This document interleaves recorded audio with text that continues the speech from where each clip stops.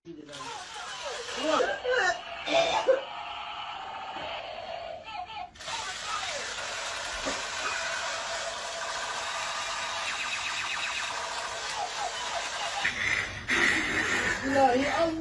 Akbar.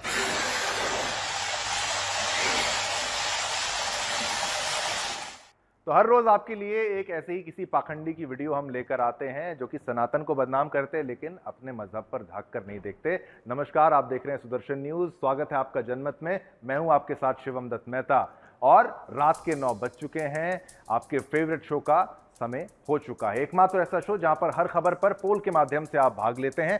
Social media platform x पर जाकर वहां आप वोट करते हैं तो नतीजे हम आपको दिखाते हैं। जनमत में हर खबर पर आपकी राय हम दिखाते हैं आपको। और आज जिन विषयों पर चर्चा करेंगे जल्दी से उन पर एक नजर डाल लेते हैं। कौन से वो विषय होने वाले हैं?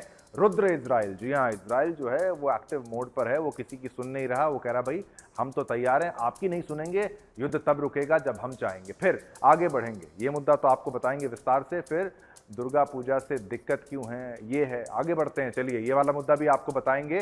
जॉर्ज सोरोस की नई चाल क्या है वो भी बताएंगे। जॉर्ज सोरोस की नई चाल, उसके बारे में बताएंगे। और फिर जुम्मे पर जिहादी हरकत, जो आखिरी मुद्दा होगा हमारा, वो भी आपको विस्तार से बताएंगे। तो ये बड़े मुद्दे आज जिनको फ्लोग्राफिक्स के माध्यम से हमने आपको इंट्रोड्यूस किया है। लेकिन पहला मुद्दा, इजराइल और हमास के बीच आर पार की लड़ाई चल रही है। जी हां, हमास के बाद अब इजराइल का अगला टारगेट लेबनान में बैठा हिजबुल्लाह है। अपनी उत्तरी सीमा से सटे लेबनान में लगातार हवाई हमला कर रहा है इजराइल। जल्द ग्राउंड ऑपरेशन की तैयारी कर रहा है। नेतन्याहू के मंसूबे साफ हैं। इजराइल के लिए हिजबुल्लाह अब मछली की आंख की तरह एकमात्र निशाना है, एकमात्र लक्ष्य बन चुका है। बेंजामिन नेतन्याहू चाहकर भी दूसरे युद्ध से पीछे नहीं हट सकते। उन्होंने बाइडेन के सीज फायर प्लान को रिजेक्ट कर दिया है। गाजा पट्टी में हमास पर एक्शन लेने के बाद उन्हें लेबनान में भी घुसकर हिजबुल्लाह के खिलाफ कार्रवाई करनी ही होगी। ऐसा करने के पीछे नेतन्याहू के आतंकवाद के खिलाफ सख्त रुख से ज्यादा राजनीतिक मजबूरियां भी नजर आ रही हैं।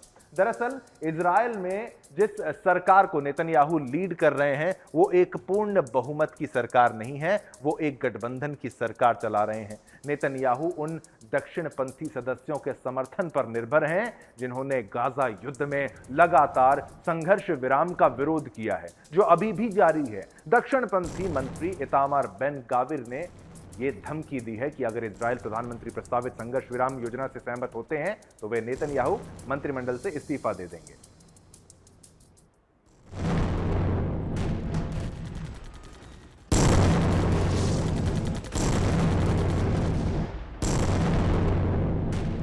तो युद्ध विराम का कोई इरादा नहीं है। आगे बढ़ेंगे। अमेरिका और यूरोपीय संघ सहित कई अरब देशों ने हिजबुल्लाह के खिलाफ युद्ध के बीच इजराइल से अनुरोध किया है कि वो 21 दिनों के लिए सीज फायर कर दें। इजराइल के हवाई हमलों में लेबनान में अब तक 600 से ज्यादा लोग अपनी जान गंवा चुके हैं। यही वजह है कि ईरान समर्थित हिजबुल्लाह के खिलाफ युद्ध को कुछ समय के लिए रोकने का अनुरोध किया गया था, ताकि जान माल के नुकसान को कम किया जा सके और लोगों को वहां से निकलने का मौका मिल जाए। हालांकि इजराइल ने इस प्रस्ताव को अब ठुकरा दिया है। नेतन्याहू के कार्यकाल से एक बयान में कहा गया कि ये एक अमेरिकी फ्रेंच प्रस्ताव है जिस पर प्रधानमंत्री ने कोई प्रतिक्रिया भी नहीं दी है। बयान में कहा गया है कि प्रधानमंत्री ने इजरायली सेना को पूरी ताकत से लड़ाई जारी रखने का आदेश दिया है। हिजबुल्लाह ने भी लड़ाई रोकने के प्रस्ताव पर अभी तक कोई प्रतिक्रिया नहीं दी है। हालांकि लेबनान के कार्यवाहक प्रधानमंत्री नजीब मिकाती ने इसका स्वागत किया है। लेबनानी उग्रवादी समूह ने इस बात पर जोर दिया है कि वह अपने हमले तभी रोकेगा जब गाजा में युद्ध विराम हो जाएगा, जहां इजराइल लगभग 1 साल से हमास से लड़ रहा है, हमास से जूझ रहा है। अमेरिका, मिस्र और कतर के नेतृत्व में महीनों से चल रही वार्ता के बावजूद ये लक्ष्य प्राप्त करना अब भी दूर की कड़ी लग रहा है। अब ऐसे में फिलहाल की स्थितियों पर गौर किया जाए। इजराइल को रुकने वाला तो नहीं समझ सकते हम, लेकिन यह काम इजराइल के लिए इतना भी आसान नहीं होगा। एक तरफ हमास है तो दूसरी तरफ हिजबुल्लाह, और हिजबुल्लाह भी बराबर पलटवार कर रहा है। इजरायल का आतंकवाद के खिलाफ रुख खुद के लिए भी अब चुनौती बन चुका है, पर वो कहते हैं ना कि इतिहास का एक नियम होता है, वो ये है कि इतिहास कभी भी आज नहीं लिखा जाता। हिजबुल्लाह आतंकवाद और कट्टरता के खिलाफ इजरायल का रवैया समस्त विश्व में जाना जाएगा। ये कहा जाएगा कि कोई तो ऐसा था जो डरता नहीं था, घर में घुस के मारने की ताकत और हिम्मत रखता था। अब देखना यह होगा कि इजरायल क्या हिजबुल्लाह का इतिहास मिटाने में कामयाब होगा। आइए आपको ग्राफिक्स के माध्यम से यह बात समझाने का प्रयास करते हैं कि भाई क्या हुआ था, क्यों भेजा गया था। चलिए आपको आपकी टीवी स्क्रीन पर ही ग्राफिक्स के माध्यम से बताते हैं। बहुत से मासूम अपनी जान से हाथ धो बैठते, ये एक वजह बताई जाती है। स्थिति को, इसके आगे चलेंगे, स्थिति को रोकने में शांति स्थापित करने के लिए अमेरिका फ्रांस ने दोनों को सीजफायर का प्रस्ताव दिया था। प्रस्ताव की अपील के बाद इजरायल ने इसमें कुछ खास रुचि नहीं दिखाई। फिर क्या था, इजरायल किसी भी तरह का समझौता करने के लिए तैयार नहीं है, ये आपको बता दें। अब क्या थे बेंजामिन नेतन्याहू के शब्द, हम पूरी ताकत से हिजबुल्लाह पर हमला जारी रखेंगे, ये उन्होंने कहा है बेंजामिन नेतन्याहू ने। हम रुकने वाले नहीं हैं, हम तब तक नहीं रुकेंगे जब तक हम अपने सभी लक्ष्यों को पूरा नहीं कर लेते, ये बेंजामिन नेतन्याहू कह रहे हैं। भाई नेतन्याहू समेत आप देखिए अन्य नेता इजराइल के, उनकी भी, उन्होंने भी यही प्रतिक्रिया दी है। तो अब रुकने की तैयारी नहीं। तो अब आगे बढ़ते हैं। अब ये आगे देखिए और भी आप ग्राफिक्स के माध्यम से, हिजबुल्लाह की चुनौती क्या है। ईरान की सबसे करीबी प्रॉक्सी है हिजबुल्लाह। हिजबुल्लाह के बारे में आपको हमने बहुत बार समझाया कि ये कितना खतरनाक एक संगठन है। यमन और इराक समेत मध्य पूर्व में अपने सहयोगियों के साथ इजरायल के खिलाफ एक रणनीतिक घेरा भी बनाया है इसने। तो ये हिजबुल्लाह के बारे में आपको बता रहे हैं। हिजबुल्लाह के पास 30,000 से 50,000 लड़ाके हैं। हिजबुल्लाह एक खतरनाक चुनौती है। अब बात करते हैं एक ऐसे व्यक्ति की, अगला मुद्दा आपको बता रहा हूं, जिसने राष्ट्रवाद से लड़ने के लिए 2300 करोड़ का फंड बनाया है और अब अमेरिका में 200 से ज्यादा रेडियो स्टेशन खरीद की तैयारी कर ली है और खरीद भी चुका होगा। इन्हें ट्रंप का विरोधी भी कहा जाता है। जी हां, आप अगर समझ पा रहे हैं तो आप सही समझ रहे हैं। हम बात कर रहे हैं जॉर्ज सोरोस की। अमेरिका में चुनावी दौर जारी है और यह बात किसी से भी छिपी नहीं है कि सोरोस ट्रंप और भारत के पीएम मोदी से घृणा का भाव रखता है, जलता है, चिढ़ता है भारत की तरक्की से, भारत के राष्ट्रवाद से पीएम मोदी ने।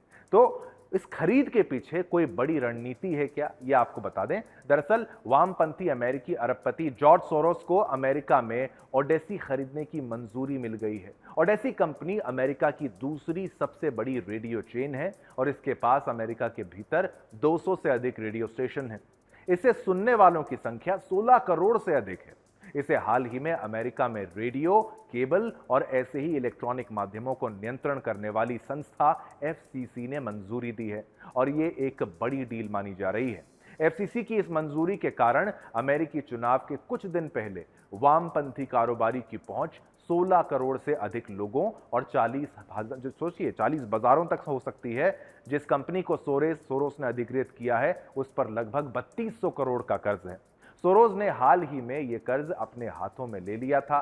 सोरोस ने लगभग $280 मिलियन का टर्म लोन और 135 मिलियन रिवॉल्विंग कर्ज को 50 सेंट पर डॉलर पर या ओडेसी में लगभग 40% मालिकाना हक के बदले लिया है। एफसीसी के एक प्रवक्ता के अनुसार कोई भी निर्णय तब तक अंतिम नहीं होता जब तक आयोग इसकी जानकारी सार्वजनिक नहीं करता।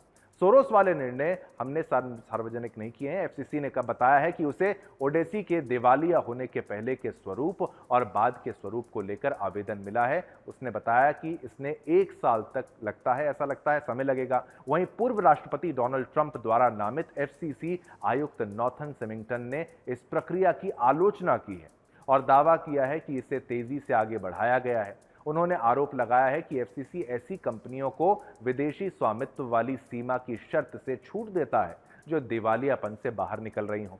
मेरे विरोध के बावजूद इस निर्णय में ऐसा ही किया गया, लेकिन ये एकमात्र ऐसा कारण नहीं था जिससे इसको तेजी से आगे बढ़ाया गया, ये स्विमिंगटन ने कहा है। उन्होंने आगे बताया कि एफसीसी ने कर्मचारियों के ही स्तर पर इसे निपटाने का फैसला ले लिया था। इसकी सूचना एफसीसी आयुक्तों को शुक्रवार को दी गई थी। इस संबंध में लगभग कोई तथ्यात्मक रिकॉर्ड नहीं है, क्योंकि इसका कोई विश्लेषण तक नहीं किया गया है। अध्यक्ष के अलावा किसी भी आयुक्त को इस मुद्दे के बारे में विचार करने के लिए नहीं बुलाया गया है। यहां तक कि कर्मचारियों को हमारे वोट के बिना हमारी और इसे संभालने का निर्देश दिया गया था। यही असली फास्ट ट्रैक है। ट्रंप द्वारा एफसीसी में नामित दूसरे सदस्य ब्रैंडन कैर ने भी पहले इस सौदे के बारे में चिंता जताई थी। उन्होंने हाल ही में कहा, मुझे लगता है कि एफसीसी कई वर्षों से स्थापित की गई लेन देन की समीक्षा के लिए अपनी सामान्य प्रक्रिया का पालन नहीं कर रहा है। मुझे लगता है कि एफसीसी पहली बार एक बिल्कुल नया शॉर्टकट बनाने के लिए तैयार है। ये मुद्दा आप सोचिए, जॉर्ज सोरोस एक वामपंथी व्यक्ति है, पैसे वाला वामपंथी है, जिसके पास बहुत सारा पैसा है। 200 से ज्यादा रेडियो स्टेशन का मालिकाना हक इसके पास आएगा और ये उसका इस्तेमाल करेगा बाइडेन को बचाने के लिए कह लीजिए, आप कमला हैरिस को बचाने के लिए कह लीजिए, लेकिन ट्रंप के विरुद्ध ये करेगा। और ये ट्रंप को पसंद नहीं करता और ना ही भारत के प्रधानमंत्री नरेंद्र मोदी को पसंद करता है, क्योंकि ये दोनों ही राष्ट्रवादी की छवि रखते हैं और राष्ट्रवाद से वामपंथियों को चिढ़ है। तो ये था मुद्दा जॉर्ज सोरोस का, जिसको हमने आपको बताया। अब आगे बढ़ते हैं, अगले मुद्दे की ओर रुख करते हैं। देखिए, काले जादू की बात करते हैं। एक और जहां देश विकास की ऊंचाइयां छू रहा है, स्पेस मिशन की तैयारी चल रही है, तो उसी देश में ब्लैक मैजिक यानी काली जादू जो है उसका भी प्रक्रिया लोगों की जान ले रहा है। काले जादू की ऐसी प्रथाएं जो देश में प्रचलित हैं और भाई सनातन के विरोध में ये हैं और इससे लोगों की जान जा रही है।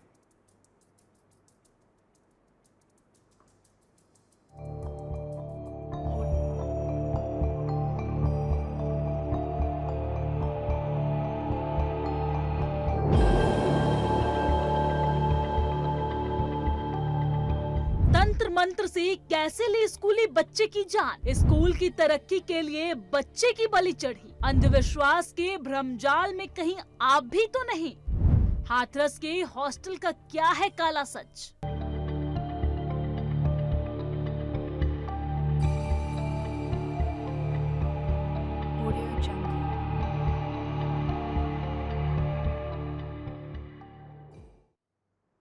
तो भारत आगे बढ़ चुका है। बेशक देश को 2047 तक विकसित भारत बनने का सपना जो है वो देखा जा रहा है, देश का हर कोई देखता है। बेशक साइंस, स्पेस, एजुकेशन, मेडिकल समेत कई सेक्टर्स में मॉडर्न टेक्नोलॉजी के साथ भारत दुनिया भर के, आपको बता दें, आधुनिक देशों की सूची में शामिल हो गया है। लेकिन आज भी भारतीय समाज अंधविश्वास की बेड़ियों में जकड़ा हुआ है। ये विरोधाभास ही है कि आज भी देश में रहने वाले लोगों का एक वर्ग अंधविश्वास की दुनिया में जी रहा है, जहां बीमारियों के इलाज के लिए वो तांत्रिकों के पास जाते हैं, मौलानाओं के पास जाते हैं, बाबाओं के पास जाते हैं, झाड़ फूंक का सहारा लेते हैं। हद तो तब हो जाती है जब काला जादू करके अपनी ये तरक्की करवाना चाहते हैं और इसके लिए किसी की जान ही क्यों ना लेनी पड़े, उनको इससे कोई लिहाज नहीं है। ऐसा ही मामला उत्तर प्रदेश के हाथरस से आया है, जहां सैपऊ थाना क्षेत्र में तंत्र मंत्र और काले जादू की वजह से स्कूली बच्चे की जान चली गई है। जानकारी के अनुसार एक स्कूल के प्रबंधक ने तंत्र मंत्र के लिए बच्चे की गला घोंटकर हत्या कर दी। सोचिए, और ये फिर कहेंगे हमने तंत्र किया, हमें इससे फायदा होगा। इस मामले में दर्ज प्राथमिकी के अनुसार बच्चा स्कूल के ही हॉस्टल में रहता था, इसलिए स्कूल जरा ध्यान से चुना करिए आप लोग भी। 23 सितंबर को बच्चे की मौत हो गई थी। अब आगे बताते हैं। पुलिस की ओर से मिली जानकारी के अनुसार स्कूल प्रबंधक समेत 5 आरोपी गिरफ्तार किए गए हैं। पुलिस का कहना है कि स्कूल प्रबंधक का पिता तंत्र मंत्र का काम करता था। स्कूल की तरक्की को लेकर अंधविश्वास में उसने दूसरी क्लास की छात्र की हत्या कर दी, छोटे से बच्चे की हत्या कर दी। पोस्टमार्टम में छात्र की मौत की वजह गला होता है, गला घोटना बताई गई थी। पुलिस ने 5 अभियुक्तों, जिसमें राम प्रकाश सोलंकी, स्कूल प्रबंधक दिनेश बधेल, स्कूल के प्रबंधक के पिता जशोधन सिंह उर्फ भगत, लक्ष्मण सिंह और वीरपाल सिंह उर्फ वीरू को गिरफ्तार किया है। इस मामले पर पुलिस का क्या कहना है, आपको वो सुनाते हैं और आपको सतर्क करना हमारी जिम्मेदारी थी।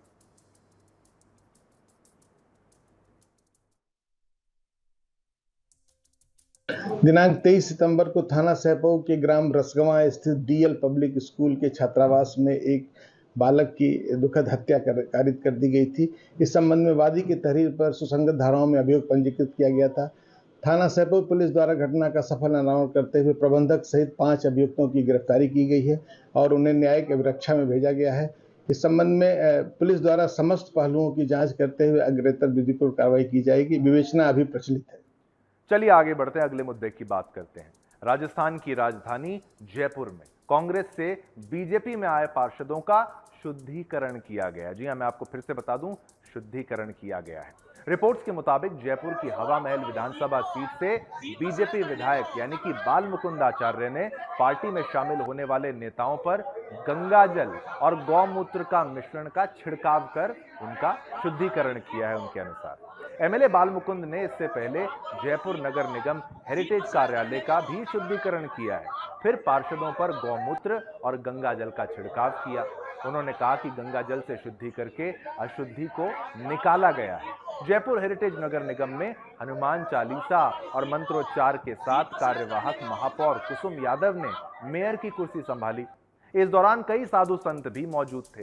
बता दें कि बीजेपी ने भ्रष्टाचार के आरोपों के बाद मेयर मुनेश गुज्जर को पद से हटा दिया था और उनकी जगह कुसुम यादव को उम्मीदवार बनाया था। कुसुम यादव को कांग्रेस के 7 पार्षदों और 1 निर्दलीय पार्षद का समर्थन मिला था। बाद में ये 8 पार्षद बीजेपी में शामिल हो गए और कुसुम यादव की ताजपोशी में मौजूद रहे। इस मौके पर बाल मुकुंद आचार्य ने सभी को चौंका दिया, सभी पर गंगाजल और गौमूत्र के मिश्रण का छिड़काव कर दिया। बाल मुकुंद ने कहा कि आज से ये निगम भ्रष्टाचार मुक्त हो गया है। बाल मुकुंद आचार्य ने कहा कि शुद्धिकरण से सभी अशुद्धियों को दूर किया गया है और अब जयपुर नगर निगम में पवित्रता का माहौल रहेगा। बीजेपी विधायक आचार्य ने कहा कि दिवाली में शहर की साफ सफाई, साज सज्जा होगी और जयपुर खूबसूरत दिखेगा। आज गंगाजल से शुद्धि की है इसकी अशुद्धि को निकाला है। वैदिक मंत्रों के द्वारा पूजा अर्चना करके आज बहन जी विराजमान हुई हैं, गंगाजल से शुद्धि हुई है। हमने निगम को गंगाजल से शुद्ध किया है, सभी अशुद्धियों को दूर किया है। अब नई महापौर के कार्यभार संभालने के बाद हम पवित्रता के माहौल में काम करेंगे। उन्होंने कहा कि बीजेपी में शामिल हुए सभी पार्षदों के कानों में वैदिक मंत्रों का उच्चारण किया गया है। वहीं इस घटना पर कांग्रेस की प्रतिक्रिया अब सामने आई है। कांग्रेस के प्रदेश महासचिव स्वर्णिम चतुर्वेदी ने कहा है कि यह अजीब बात है कि कांग्रेस छोड़कर भाजपा में शामिल होने वाले सभी लोग अपने पापों से मुक्त हो जाते हैं। उन्होंने कहा कि राज्य और कांग्रेस में बीजेपी के नेता पहली कांग्रेस नेताओं पर भ्रष्टाचार का आरोप लगाते हैं, लेकिन जब वे भाजपा में शामिल होते हैं तो वे अपने आरोपों से मुक्त हो जाते हैं। और ये तस्वीर भी हमने आपको दिखाई थी जहां पर आचार्य बाल मुकुंद गंगा जल और गौमूत्र का मिश्रण जो है उसका छिड़काव कर रहे हैं। अब बात करेंगे दिल्ली के शाही ईदगाह के मामले की, जिस पर कोर्ट की सुनवाई के बाद से ही विवाद गरमाया हुआ है और कोर्ट के आदेश के बावजूद जुम्मे की नमाज के चलते वह कार्य रोक दिया गया। इसी पर चलिए हमारी ये खास रिपोर्ट पहले देख लीजिए, फिर आपको विस्तार से इस पर चर्चा करेंगे। ये इसकी गंभीरता को भी समझिएगा रिपोर्ट की। झांसी की रानी से इन जिहादियों को क्या दिक्कत? दिल्ली में ईदगाह पर किसने फैलाई अफवाह? ईदगाह पार्क में लक्ष्मीबाई की मूर्ति का दुश्मन कौन? झांसी की रानी के खिलाफ जिहादी क्यों है नाराज? खूब लड़ी मर्दानी वो तो झांसी वाली रानी थी, बुंदेले हर बोलो के मुख हमने सुनी कहानी थी। ये पंक्तियां बोली तो बुंदेलों ने थी, लेकिन अगर ईदगाह वाले लोग इस बात को समझना नहीं चाहते तो सुन लो कान खोलकर, तुम लोग आजादी के दुश्मन हो, क्योंकि स्वतंत्रता सिर्फ एक व्यक्ति या एक समाज की नहीं है।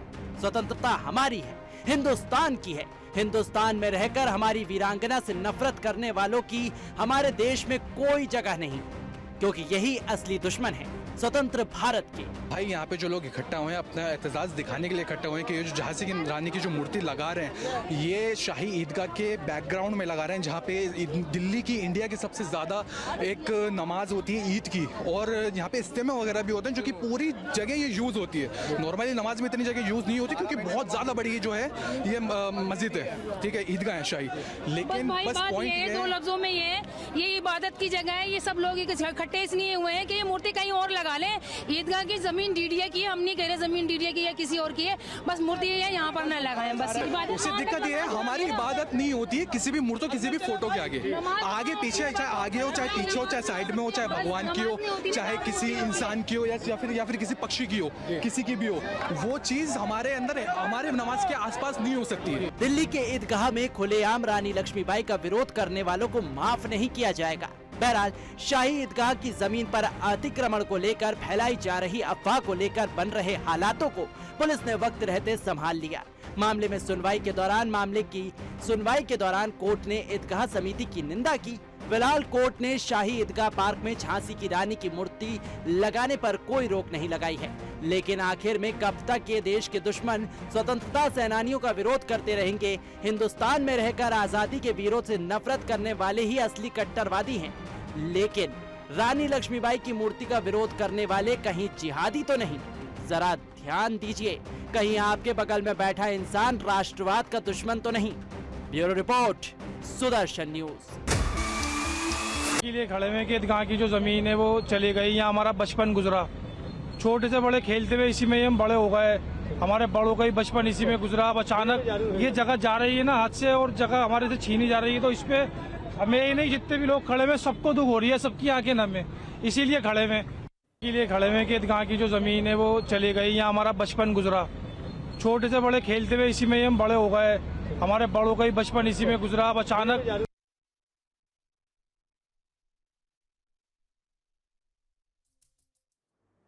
तो छोटे से बड़े यहाँ पर हो गए, लेकिन छोटे से बड़े होते हुए इनको ये नहीं पता लगा कि भाई हमारे राष्ट्र के गौरव के नाम क्या क्या हैं, कौन हमारा राष्ट्र का गौरव है, कौन हमारे वो सेनानी हैं। रानी लक्ष्मीबाई जी की बात भी अगर करें तो इनको क्या उनकी इज्जत नहीं है, उनका महत्व नहीं पता? ये एक बड़ा प्रश्न है कि भाई आखिर वो मूर्ति लगाने का विरोध क्यों किया जा रहा है और आज वो लगी भी क्यों नहीं? ये प्रशासन पर भी एक सवालिया निशान है। अब अगली खबर की बात करेंगे। एक वीडियो सोशल मीडिया पर तेजी से वायरल हो रहा है। इस वीडियो को देखने वाले बिहारी के साथ देखिए हर भारतीय पर सभी का पारा चढ़ा हुआ है।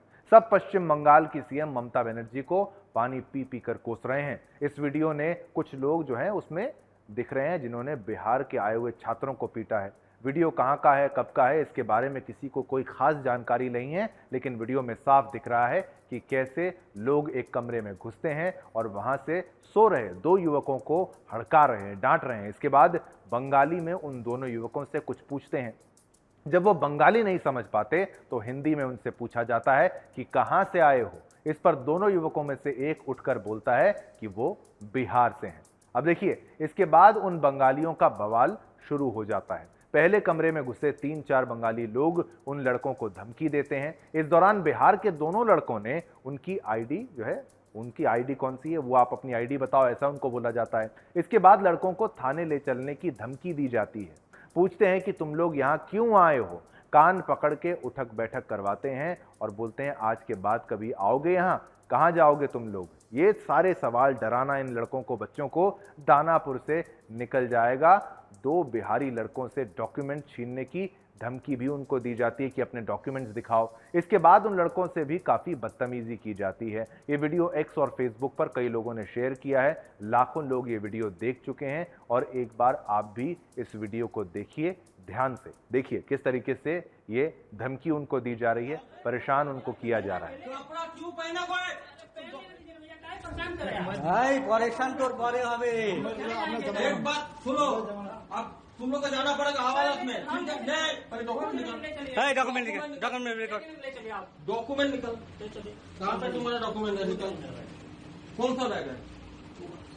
निकालो डॉक्यूमेंट। তোমরা একটু দেখো তো ডকুমেন্ট, তোমাদের ব্যাগ তো চেনো, বাকিগুলো দেখো, ডকুমেন্ট দেখো।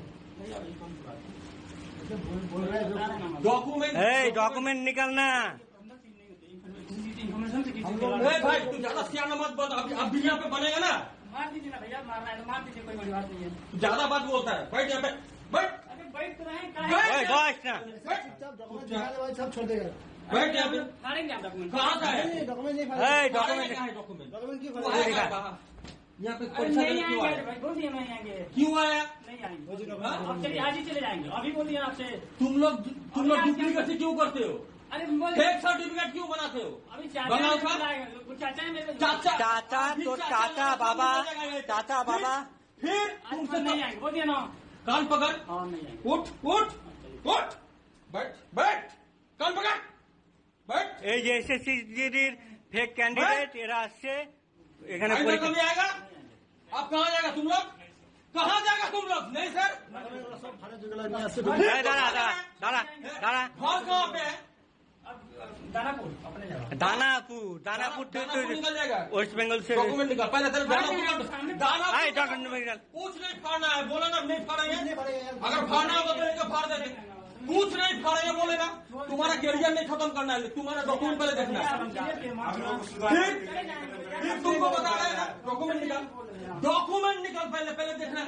आप फाड़ेंगे नहीं बोले, नहीं फाड़ेंगे, फाड़बे ना देखा तुम तो देखिए, पश्चिम बंगाल के सिलीगुड़ी में आपको बता दें, बिहार के लड़कों से ये मारपीट का वीडियो, ये मामला जो है सियासी तूल पकड़ चुका है। घटना का वीडियो सामने आने के बाद स्थानीय पुलिस ने 2 आरोपियों को गिरफ्तार कर लिया है। ये आगे की बात बता रहे हैं।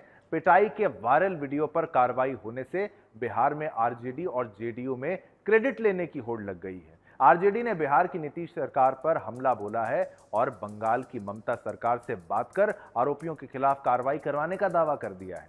जेडीयू का कहना है कि हमने एडीजी को फोन किया, फिर जाकर कार्रवाई हुई है। मामले में 2 आरोपियों को गिरफ्तार कर लिया गया है। पुलिस ने इस गिरफ्तारी को लेकर शुक्रवार को जानकारी दी। बता दें कि ये आरोपी बांग्ला पक्षों के सदस्य हैं। दरअसल ये एक कट्टरपंथी संगठन है। बांग्ला पक्षों का अर्थ है बांग्ला पक्ष। ये बंगाल की सरकारी नौकरियों में 100% और अन्य नौकरियों में 90% बांग्ला भाषियों के लिए आरक्षण की मांग करता है। इसकी स्थापना गार्गा चटर्जी नाम के शख्स ने साल 2018 में की थी। कुछ रिपोर्ट्स में यह भी कहा जा रहा है कि ममता बनर्जी की तृणमूल कांग्रेस की ये एक इकाई है। सोशल मीडिया पर कथित तौर पर घटना का वीडियो वायरल होने के बाद राजनीतिक भूचाल आ गया और एनडीए नेताओं ने इसकी खुलकर आलोचना की है। साथ ही बिहार के नेताओं ने भी इस पर तत्काल कार्रवाई की मांग की। दूसरी तरफ टीएमसी ने कहा है कि पश्चिम बंगाल देश के हर नागरिक के लोकतांत्रिक अधिकारों में विश्वास करता है और वह किसी तरह से लोगों को परेशान करने की इजाजत नहीं देगा। लेकिन दूसरी तरफ कांग्रेस और सपा की तरफ से इस पर कोई प्रतिक्रिया सामने नहीं आई है और बंगाल से मार पिटाई गुंडागर्दी का ये कोई पहला मामला नहीं है। इससे पहले भी ना जाने कितने मामले ऐसे सामने आ चुके हैं, लेकिन विपक्ष सब पर मौन रहता है। अब सवाल ये खड़ा होता है कि अपने देश के नागरिक के साथ इस तरीके के व्यवहार को कैसे स्वीकार किया जा सकता है। यहां पर इस वीडियो में भाषा और राज्य के आधार पर विभाजन देखने को मिल रहा है। हमने देखा कि राहुल गांधी अपने बयानों में अक्सर जाति विभाजन और राज्यों के स्तर पर विभाजन की बात विदेशों में जाकर करते हैं।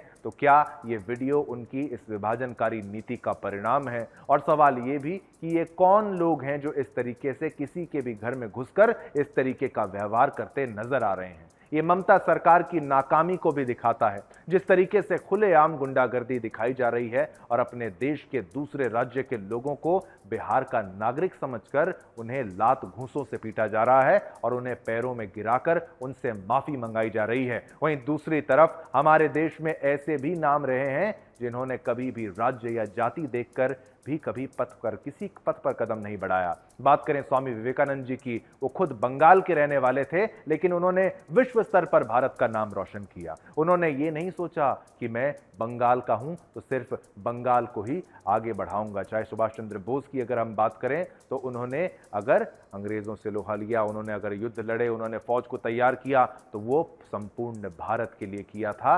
वो केवल पश्चिम बंगाल, अपने राज्य, अपने परिवार के लिए कभी नहीं किया था। और आज उन महापुरुषों की सोच को यहां तक पहुंचाना है, हम तक पहुंचाना है। मैं ये बात कहता हूं कि सुदर्शन न्यूज ना तो जातिवाद का समर्थन करता है, ना तो क्षेत्रवाद का समर्थन करता है। हम कहते हैं सब भारतीय एक हैं, सब सनातनी हिंदू एक हैं, हर भारतीय एक है। कोई किसी राज्य का हो, उस राज्य का हो, हर राज्य में आप जा सकते हैं, रह सकते हैं, काम कर सकते हैं। संविधान आपको इसकी अनुमति देता है। तो ऐसे छुटपुट लोगों से डरना नहीं। सुदर्शन न्यूज आपके लिए हमेशा खड़ा था, खड़ा है और खड़ा रहेगा। बात करेंगे बंगाल से लेकर बांग्लादेश में दुर्गा पूजा पर जारी क्लेश की। आपको बता दें कि बांग्लादेश में एक बार फिर से हिंदू अल्पसंख्यकों को निशाना बनाया जा रहा है। इस बार उन्हें खुले तौर पर दुर्गा पूजा का त्योहार ना मनाने और किसी भी मूर्ति पूजा या विसर्जन में शामिल होने से मना किया जा रहा है। बांग्लादेश में जैसे जैसे दुर्गा पूजा नजदीक आ रही है, कट्टरपंथी इस्लामी समूहों द्वारा पर्व ना मनाने को लेकर धमकी दी जा रही है। देश में इस्लामिक धार्मिक समूहों ने हिंदू त्योहार मनाने पर प्रतिबंध लगाने का आह्वान किया। जहां कुछ कट्टरपंथी समूह दुर्गा पूजा के लिए 5 लाख रुपए की मांग कर रहे हैं। भिखारी हैं ये सब। तो कुछ पर्यावरण का हवाला देते हुए मूर्ति विसर्जन ना करने पर प्रदर्शन कर रहे हैं। यही नहीं, कुछ मुस्लिम कट्टरपंथी समूह तो ये भी कह रहे हैं कि जहां हिंदुओं की संख्या कम है वहां हिंदू त्योहार नहीं मनाने चाहिए। हमारी स्पेशल रिपोर्ट देखिए और मामले की गंभीरता को समझिए। मनाना शुरू कर दिया है, जिनके निशाने पर इस बार दुर्गा पूजा है, जिस पर इस्लामी संगठन इंसाफ 112 फीट की मूर्ति जो नादिया में बन रही थी, वो दुर्गा प्रतिमा तैयार हो रही थी। स्थानीय लोगों ने चंदा करके, पैसा इकट्ठा करके मां, ऐसी घटनाएं घट रही हैं जो कि हिंदुओं का दिल दुखा रही हैं। खैर, आज समय इतनी ही इजाजत देता है मुझे यानी शिवम दत्त मेहता को आपसे संवाद करने की। आज्ञा दीजिए, कल फिर ऐसे ही नए मुद्दे आपके लिए लेकर आऊंगा। मेरी और मेरी पूरी एडिटोरियल प्रोडक्शन टीम की तरफ से आप सभी को जय हिंद, जय भारत, जय हिंदुस्तान।